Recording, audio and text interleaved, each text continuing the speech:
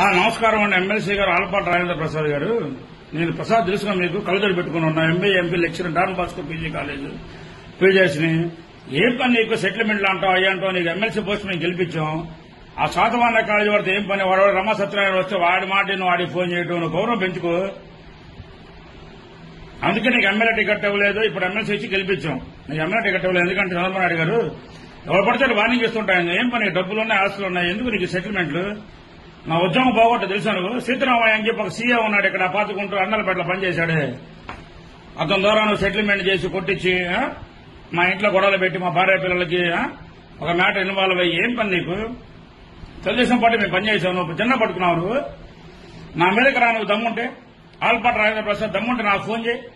ఆ చాతవాళ్ళ కాలేజీ నాకు ఫోన్ చేయి. నువ్వు మా ఫ్యామిలీ అంతా నీకు ఓట్లేసి గెలిపించారు. సెటిల్మెంట్ ఆ మాట్లాడటా నీకు డబ్బుల్లోవా? మా ఎమ్మెల్యే శ్రీరామరావు తెలుసా నీకు? సూర్యపల్లి కులం మాది. వాడి సీఐడి తెలుసు, ఎస్పీ తెలుసు, ఏం తెలిసి పదవాటం పెట్టుకుని నువ్వు అమాయకులు ద్రోహం చేస్తున్నావు. నాకు ద్రోహం చేశావు నువ్వు.